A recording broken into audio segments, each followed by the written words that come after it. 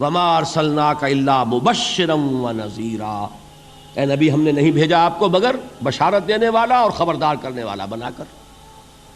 سورہ کہف میں جمع کے صیغے میں آیا وما نرسل المرسلین الا مبشرین ومنذرین، ہم نہیں بھیجتے رہے اپنے رسولوں کو مگر مبشر اور نذیر بنا کر۔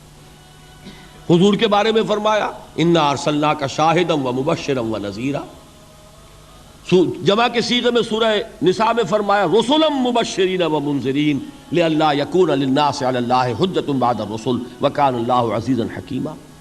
ایک ہے ابشار بشارت دینا، ایک ہے انذار خبردار کرنا، اور آپ کو معلوم ہے کہ کسی بھی تربیت کے اندر ان دونوں چیزوں کی ضرورت ہے۔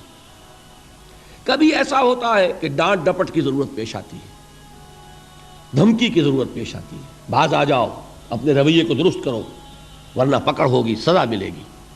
کبھی آپ شاباش دیتے ہیں، ہمت کرو، گھبراؤ نہیں، تمہارے اندر صلاحیت ہے، مایوس نہ ہو، ہمت تمہاری کیوں جواب دے رہی ہے، تم بڑے ذہین ہو، محنت کرو، بڑے اعلیٰ درجات ملیں گے۔ قرآن مجید میں یہ دونوں رنگ ہیں جو اختیار کیے گئے، ایک تبشیر کا رنگ ہے، ایک انذار کا رنگ ہے۔ سورۃ العصر میں انذار کا رنگ ہے، خبردار، تمام انسان ہلاکت اور بربادی کا نوالا بننے والے ہیں سوائے ان کے جو چار شرطیں پوری کریں، الا الذین آمنوا وعملوا الصالحات وتواصوا بالحق وتواصوا بالصبر۔ تو معلوم یہ ہوا کہ یہ کامیابی کے جو منیمم پری ریکویزٹس ہیں، مجھ سے کہا گیا کہ انگریزی کے الفاظ کا فوراً ترجمہ کر دیا کرو، اور میں کر دیتا ہوں۔ اصل میں مغالطہ آپ کو یہ ہوتا ہے میں ترجمہ کہہ کے نہیں کرتا، لیکن اس کے بعد میں فوراً اردو کا مترادف جو ہے وہ لے آتا ہوں، لیکن میں یہ اس لیے استعمال کرتا ہوں انگریزی اصطلاحات، جیسا کہ میں نے عرض کیا تھا کہ میرے اصل مخاطب ہیں جدید تعلیم یافتہ لوگ، اور جدید تعلیم یافتہ لوگوں کے کمیونیکیشن جو ہے، ابلاغ، وہ ان انگریزی اصطلاحات کے ذریعے سے زیادہ بہتر اور صحیح تر ہوتا ہے، ورنہ وہ بات سمجھیں گے نہیں۔ اسی لفظ ابلاغ کو وہ نہیں سمجھیں گے اور کمیونیکیشن کو سمجھ لیں گے۔ یہ ہے اصل میں ساری مصیبت کے جو اس وقت ہمارے سامنے ہے، اس لیے یہ الفاظ ہم استعمال کرتے ہیں۔ تو میں یہ کیا عرض کر رہا تھا کہ در حقیقت ان الانسان لفی خسر الا الذین آمنوا وعملوا الصالحات وتواصوا بالحق وتواصوا بالصبر، یہ منیمم پری ریکویزٹس ہیں، کم سے کم لوازم ہیں نجات کے، ان سے کم تر پر نجات کا کوئی سوال نہیں۔ اس لیے کہ قسم کھا کر اللہ فرما رہا ہے، زمانے کی قسم ہے، تمام انسان خسارے میں ہیں سوائے ان کے جو چار شرطیں پوری کریں۔ تو تیسری چیز ذہن میں یہ رکھیے، یہ چاروں شرطیں لازم ہیں، یہ بہت اہم نکتہ ہے۔ ابھی ہم نے کسی لفظ کی گہرائی میں اتر کر نہیں دیکھا ہے، ابھی تو ہم سرسری طور پر تذکر بالقرآن کے مرحلے میں ہیں۔ پہلی بات کیا معلوم ہوئی، اس میں کامیابی اور ناکامی کا ایک معیار سامنے آیا، ٹھیک۔ نمبر دو، یہ کامیابی کے کم سے کم شرائط کا بیان ہے، منیمم ریکوائرمنٹس۔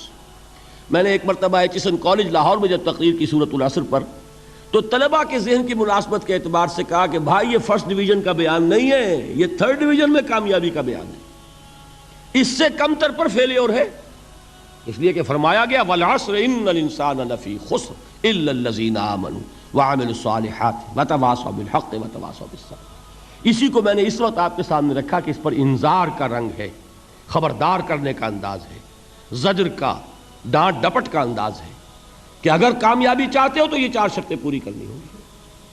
اب تیسری بات جو عرض کر رہا ہوں یہ اہم ترین ہے کہ یہ چاروں شرطیں لازم ہیں۔ اگر اللہ تعالیٰ نے کامیابی کے لیے چار شرطیں بیان کی ہوں تو سوچئے، کیا مجھے یہ اختیار ہے کہ ان میں سے ایک کم کر دوں، دو کم کر دوں، تین کم کر دوں؟ کس کو اختیار ہے؟ اللہ کے بیان کردہ کسی چیز میں اختیار، یہ تو حضور سے کہا گیا تھا، سورہ یونس میں ہے، مطالبہ کیا مطالبہ کرنے والوں نے، ایت بقرآن غیر ھذا وبدل ہو، اے محمد صلی اللہ علیہ وسلم یہ قرآن بہت ریجڈ ہے، بہت سخت ہے، ان کمپرومائزنگ ہے، یہ کہیں بھی کوئی رو رعایت کرنے کو تیار نہیں ہے، تو ہمارا اور آپ کا معاملہ نہیں ہو سکتا اس قرآن پر، اس قرآن میں کوئی ترمیم کیجئے یا کوئی اور قرآن لائیے۔ تو حضور سے کیا کہلوایا گیا؟ قل ما یکون لی ان ابدلہ من تلقاء نفسی ان اتبع الا ما یوحی الی، اے نبی ان سے کہہ دیجئے میرے لیے ہرگز ممکن نہیں ہے کہ میں اس قرآن میں اپنے جی سے کوئی ترمیم کر دوں، کوئی تبدیلی کر دوں. میں تو خود پابند ہوں اس کا جو مجھ پر وحی کیا جا رہا ہے.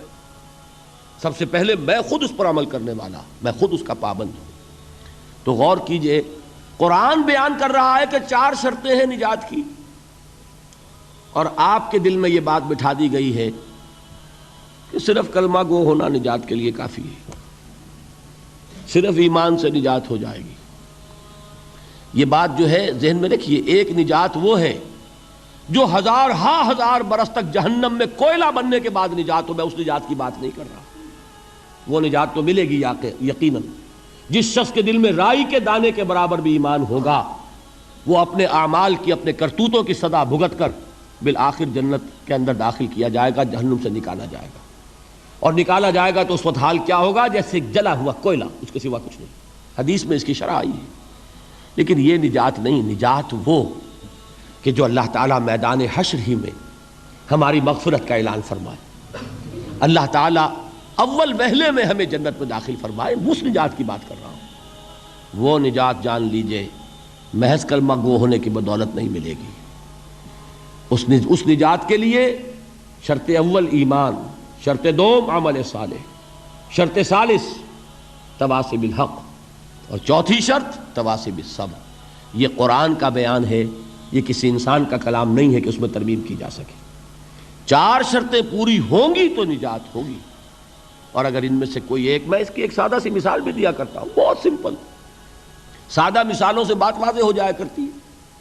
آپ کسی حکیم کے پاس گئے، اس نے آپ کی نبض دیکھی، نسخہ لکھ دیا، 4 دوائیں لکھ دی، یہ اتنے ماشے اور یہ اتنے تولے، یہ فلاں، یہ اتنی، بھائی 4 دوائیں ہیں، استعمال کرو.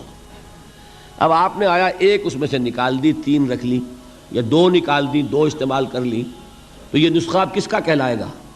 یہ اس حکیم کا نسخہ نہیں ہے، یہ آپ کا اپنا نسخہ ہے. ہو سکتا ہے یہ نسخہ شفا نہ رہے، نسخہ ہلاکت بن جائے. اس لیے کہ آپ کو معلوم ہے، ہر شخص جو نسخہ لکھتا ہے وہ جانتا ہے. آپ کسی مرض میں ایک دوا دیتے ہیں جو بڑی تیز ہے، مضر ہے، ضروری بھی ہے دینی، ساتھ ہی اس کے لیے مصلح دیتے ہیں، کریکٹیو دیتے ہیں جو اس کے تیز اثر کو ختم کر دے، اس کا جو مضرت بخش پہلو ہے اس کا ازالہ کر دے. اب فرض کیجئے آپ نے وہ تیز دوا تو خوب استعمال کی، اور اس کا جو وہ کریکٹیو تھا، اس کا جو مصحح تھا، اس کو آپ نے ساقط کر دیا، تو وہ نسخہ شفا ہوگا کہ نسخہ ہلاکت؟ نسخہ ہلاکت. تو جان لیجئے یہ 4 اجزاء پر مشتمل نسخہ نجات ہے جو اللہ تعالیٰ نے ہمیں عطا فرمایا.